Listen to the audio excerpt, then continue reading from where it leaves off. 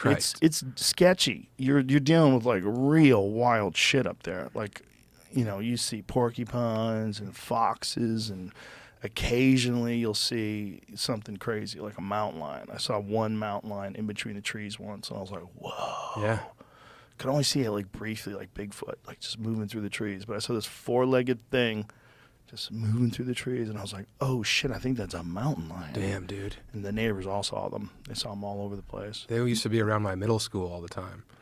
We'd have to have indoor recess because there was mountain lions outside. In one of the places near where I was staying, this guy left his door like either partially ajar, or the bear figured out how to get into his car. And maybe the bear opened the door was unlocked. So the bear opened the door and ate his seats, ate his dashboard, ate everything. Just dumber bears. They just smelled leather. Yeah. They just assumed that it was an animal. I don't like that a bear can open a car door. That doesn't feel good. Well, I think they're smart, man, and if they've done it before, that's the thing about bears when they attack. They were discussing that to us when we move up there. They said if they get your garbage, like it's a real problem because they're never going to stop coming back. Yeah. Once the bears find it, they're like, you don't scare them off. You scare them off for now. That was like me at that 7-Eleven dumpster, man. As soon as I found out they had the hot and readies in there, I was like, yeah. I wouldn't have seen. Yeah. I was on all fours. Yeah. It's a funny story now to look back, though, right? Oh, yeah. I loved it, man.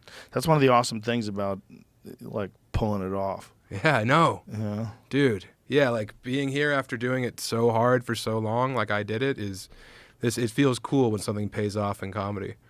Yeah, it does. Like, because I did it, like, gnarly. Like, Joey Coco Diaz, when he tells those stories, I'm like, oh, I did that as well. Yeah. Like, it's fucked, but it was great. That's how everybody great. does it. You do those Tribble runs. You do those weird gigs in the middle of nowhere. Entertainment Max. Everybody has those stories. Yeah. And it's one of the fun things about doing comedy. It's the best, dude. That's why those YouTube guys are fucked. I like know. if you get famous on YouTube and then you start doing comedy as an open micer, yeah. you're already famous, like, you already got your own crowds coming to see you. But their crowds are dumb because they're into that kind of humor. Like, comedy's so big now that it's boutique and you can find exactly what you think is funny. That's true. Yeah. That's true. So if you want to be a YouTube guy's fan and go to see his shows, you don't care that he's not competent at comedy because you just want to get the fucking selfie with him after the show. Have you seen the meet and greets for those YouTube guys shows? No. So they'll do like 35 minutes and then they'll do a Q&A typically, and then there's like a 2.5-hour meet and greet afterward where people come on, buy the t-shirt, take the picture. That's the whole show. They want the gram. They want the gram.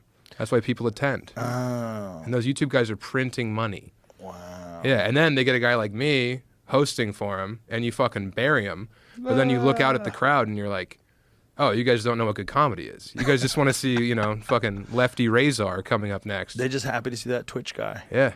The guy was really good at playing video games. Yeah. Strange. What a skill, dude. It's a weird thing, but is it any weirder than, like, fucking news anchors? You know? No. Is it any weirder than anybody who becomes famous for no fucking reason? In matters of taste, there is no debate. So if you're into that shit, go crazy. I think it's good overall because now people who might not have gone to comedy clubs are getting into the comedy club system. So they get that email and then they receive the, hey, it's your birthday, bring 20 friends type shit. Mm-hmm. And then it gets more people to get eyes on comedy, even if it is through like an ulterior way. Yeah, that's true. What freaks people out though is when YouTube guys start doing weekends at a club they used to work at and they go, hey, what the fuck? We're all pissed. Yeah. It's not even really comedy. I know.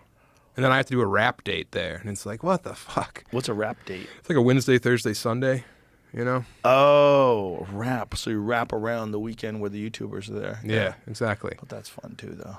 I mean, it's fun to be in a comedy club. It's fun for the crowd. It's fun to go from like the warehouses that I was performing in to... Because I came at it from like a punk rock, like hardcore DIY thing where it's like, I'll perform anywhere. And then you just live on the road and you would come home. I'd be gone for like 3 weeks and come home with like $600. My wife would be like, why? And it's like, well, I'm getting good, Like one day, baby. Yeah, one day I'll be on JRE. She's got to be happy now. She's stoked. I mean, when she met me, she knew what it was. I was already on the road. So you're already working? Yeah, I've been on the road since like 2008, doing all those mountain show gigs. Opening for people in like Gillette, Wyoming. Oh, really? Yeah. What are those like? Terrible. Dog shit. Dude. What's in Gillette, Wyoming? Mingles. Mingles is in Gillette, Wyoming. Paint a picture for me. You walk in, all right? You've got a big disco ball. You have a linoleum floor in a bar for some reason. There's all those like terrible chairs that they brought in from a church, like the hard like metal chairs that wrestlers would hit each other with. You walk in, there's 7 TVs, you know, they turn off whatever the local high school football game is, and you have to perform. You go up, you do 20 minutes, eat your ass for people who, you know, they don't know what comedy is. They're not the most like, they're not into creative comedy, you know? They're like Vegas crowds, but they can't afford to go to Vegas, all right? And then you see like the worst hack in the world go on and kill after you. And you're like, oh, what am I doing here? And then the hack tries to fuck some old lady and you have to sleep in the bathtub because you're sharing a hotel room. And you get $100 and you have to split gas. That's those shows, dude. Oh my God. Yeah. Dude, one time I did a show up there with this guy who, I'm not going to say his name, but after the show, the lady's like, you guys hungry? And I was like, yes, I'm hungry. And he's like, we're okay. And she's like, well, we got the best fucking chicken wings in the world up here. And he's like, oh, we're good. Hour goes by, we're drinking. He's like, hey, what's up with those chicken wings? And they're like, oh, we turned the fryer off like a half hour ago. And the guy's like, man, chicken wings sound good right now, don't they, Sam? And I'm like, I guess, yeah, sure. So that he's like, what about those chicken wings? And they're like, we can't. We have to like get the chef back in here and like get the fryer going again. And he's like, yeah, we got time. You guys want to do that? So they're like, okay, right on, sir. So they fucking get the fryer going again. The guy who does the chicken wings comes back. They're like, so how do you want your chicken wings done? And he's like, I want them spicy. And they're like, well, we got real spicy wings. And he's like, that's good. So we're there for another 45 minutes as the fryer wheel is heating up. They finally put the wings in. They come out. They give him the wings. He takes a bite. He goes, oh, these are spicy. And they're like, yeah, you said you want them spicy. And he's like, I can't have these. And he fucking left. Wow. And that guy was like the coolest guy in the world to me at this time. That's the guy I aspired to be. You know what I mean? That's the dude. That's the dude who gave me the shot. That fucking ascended hand of God came down and touched me. But isn't it also like an education to like that kind of comic? Yeah. Because you don't know about that kind of comic until you work with them on the road. And you realize like that's why we're in the middle of Wyoming doing this gig. And this guy's been doing comedy for 15 years. And he's making $350 tonight. Yeah. And I dropped out of college to do this gig with him, you know? Yeah. Yeah. I mean, those are the people don't think about like that kind of comedy. People forget, like that's my fucking book is all about that guy. Yeah. You know? People forget about the dudes who are out there fucking doing 12 nights in a row. There's a lot of them. There's a shitload. A lot of them. And they just are there to sell merch. That's their whole thing. They just run their sad flea market after the shows, and people come up and they, you know, their shirt says like "I'm was stupid" with an arrow pointing down to their dick, and then it's like a link to like a fucking, you know, Angel Fire website on the back of it.